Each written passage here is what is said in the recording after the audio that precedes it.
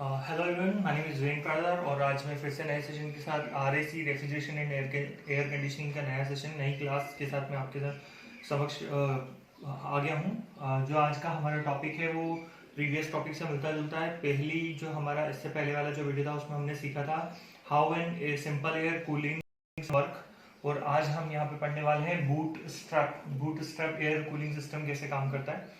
Same to same principle है उसका और इसका, बट एक एक्स्ट्रा इक्विपमेंट हम यहाँ पे एडअप कर देते हैं, वो है एक्स्ट्रा हीट एक्सचेंजर।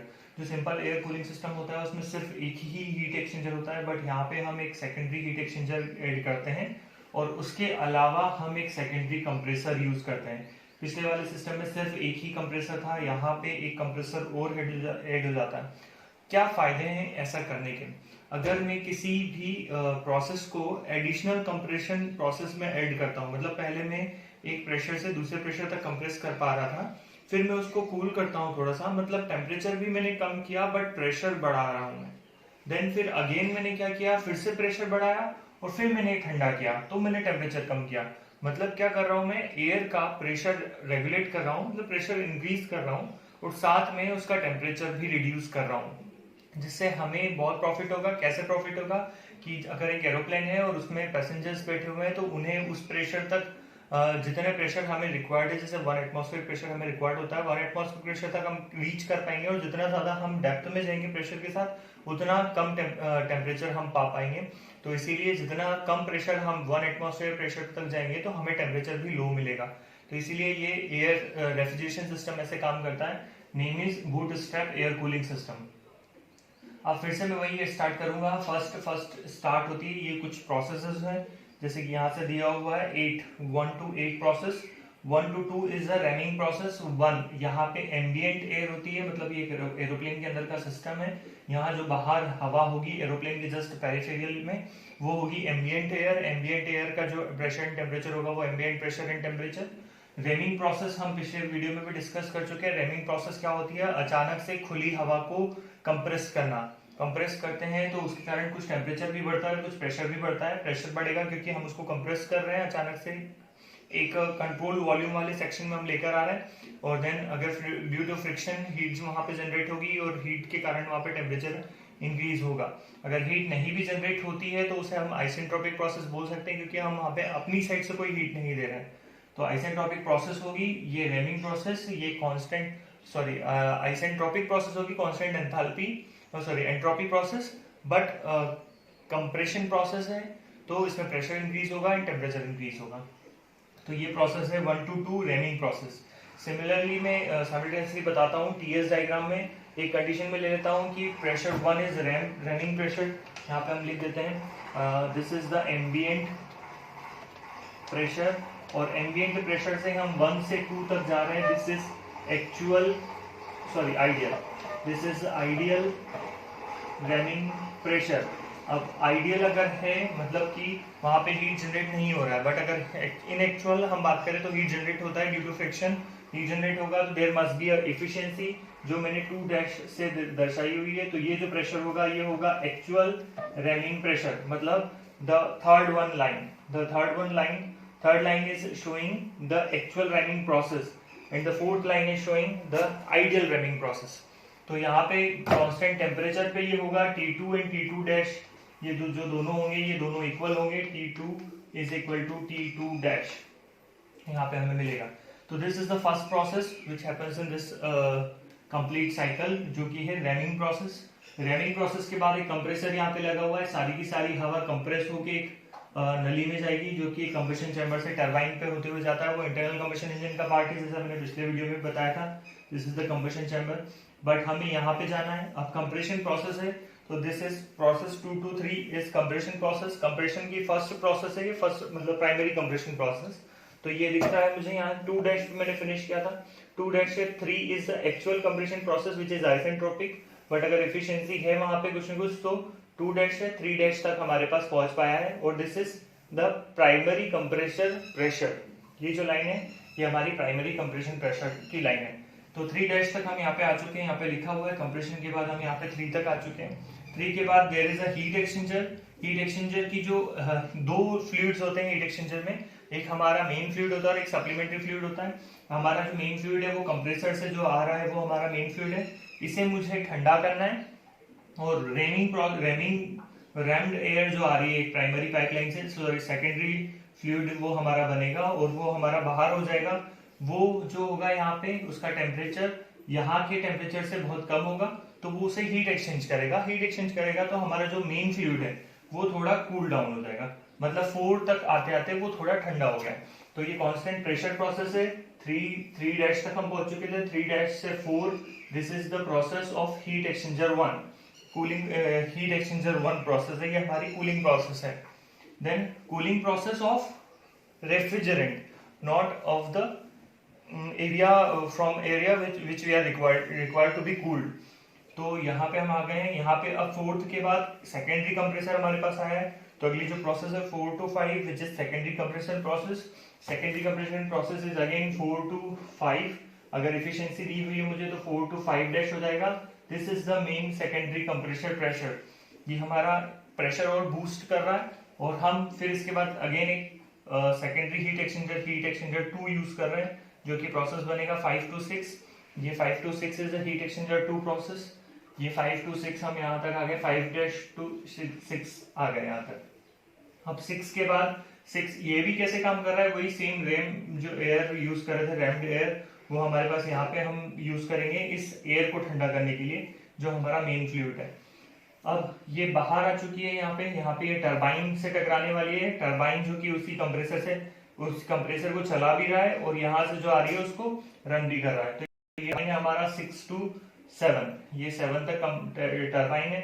अगर ये प्रोसेस एक्चुअल आइसेंट्रोपिक है तो ठीक है, अगर इसमें कुछ इफिशियंसी दी है तो इसे मैं 7 डैश से डिनोट कर सकता हूँ on the same pressure line. ये हो गया 7 डैश। अब 7 डैश तक आ चुके हैं, ये हो गया 7। अब 7 के बाद जैसे ही हम उसको कैबिन में रिलीज करेंगे जहां पे पैसेंजर बैठे हैं, वहां की हवा से वो मिक्सअप होगी और मिक्सअप होने के बाद वो थोड़ी सी हीटअप होगी और हीटअप होने के बाद हमें 8th पॉइंट मिलेगा which is known by the cabin pressure and temperature. जो 8th पॉइंट होगा वो कैबिन कंडीशन है, कैबिन हमारा कि उसमें टेम्परेचर और प्रेशर कितना है। This is all about the complete process. इसकी टोटल प्रोसेस में फिर से बताता हूँ, 1 से 2 rhyming process, then primary compression process, then heat exchanger process, secondary compression process, then again heat exchanger process, second and turbine and to the cabin process, जिसे हम कहते हैं रेफ्रिजरेशन इफेक्ट। जो हमारा मेन रेफ्रिजरेशन इफेक्ट है वो जो होगी वो होगी 7 डैश to 8। अगर आइडियल नहीं है, सॉरी आइडियल है 6 to 7 डैश, तो ये 7 से लेकर 8 तक हो जाएगी, क्योंकि 7 डैश पॉइंट नहीं आएगा हमारे साइकिल में या ग्राफ में। तो this is all about the theory of bootstrap air cooling cycle. अब इसके बारे में हम न्यूमेरिकली अगर जानना चाहें तो इसमें सबसे पहले यूज होगा कि अगर मुझे कोई कंडीशन दी हुई है कि मुझे इतना टीआर इफेक्ट प्रोड्यूस करना है, अगर रेफ्रिजरेशन इफेक्ट मुझे दिया जाएगा इन टीआर, तो मैं कितना मास ऑफ एयर यूज करूं, उसे हम कैसे कैलकुलेट करेंगे। जैसे कि पिछले डायग्राम में भी हमने बताया था, इसको मैं फिर से एक्सप्लेन कर देता हूं। इसके लिए मुझे ये रब करना पड़ेगा। कूलिंग प्रोसेस, कूलिंग इफेक्ट से ही हम कैलकुलेट कर पाएंगे। कूलिंग इफेक्ट अगर मैं आइडियल नहीं भी मानूं तो ये 7 to 8 में मान लेता हूं। तो cooling effect is given bye mCp T8 minus T7। अगर ये 7 डैश होगा तो हम यहाँ पे 7 डैश कर देंगे, बट Q इफेक्ट हमें दिया जाएगा, यहाँ से मास ऑफ एयर हम कैलकुलेट कर सकते हैं, which is given by mass of air is equal to Q upon में Cp into T8 minus T7।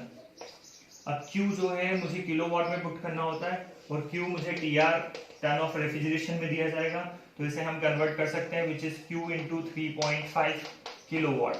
अब जो ये Q है ये हमारा होगा TR, तो इसे मैं डायरेक्ट यहाँ पे मल्टीप्लाई कर दे रहा हूँ 3.5 में, और जो मास आएगा वो आएगा किलोग्राम पर सेकेंड।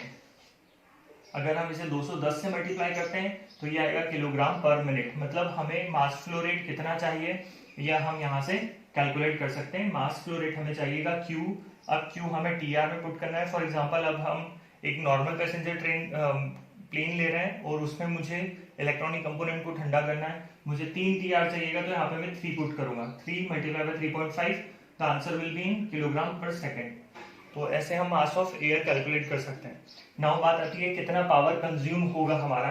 तो तो पावर कंज्यूम करने के लिए मुझे कंप्रेसर पे जाना पड़ेगा। अब देखते हैं जरा डायग्राम में, हमने पिछले डायग्राम में देखा था कि प्राइमरी कंप्रेसर को हम रन कर रहे थे, सेकेंडरी कंप्रेसर ऑलरेडी रन हो रहा था टरबाइन से, तो सेकेंडरी कंप्रेसर का वर्क हमने नहीं दिया है, प्राइमरी कंप्रेसर का वर्क सिर्फ हमने दिया है। तो पावर कितना कंज्यूम होगा वो हम कैसे निकाल सकते हैं, वही mCp इंटू डेल्टा टी। और प्राइमरी कंप्रेसर हमारा कहां से कहां तक है, 2 डैश से 3 डैश तक, अगर मैं आइडियल मान लूं तो 3 तक। तो ये फॉर्मूला हो जाएगा ma अगर मैं पुट कर रहा हूं किलोग्राम पर सेकेंड में, Cp वो भी हो जाएगा किलोजूल पर किलोग्राम केल्विन, और टेम्परेचर हो जाएगा हमारा केल्विन में, which is T3 minus T2 dash. अगर ये डैश है तो T2 डैश हो जाएगा, अगर प्रोसेस आइडियल नहीं है तो। यहाँ से हमें जो आंसर आएगा वो आएगा किलोवाट में, क्योंकि हम ऑलरेडी सेकंड में पुट कर रहे हैं उसे मिनट में। अगर मिनट में पुट किया होता तो इसे हमें 60 से डिवाइड करना होता।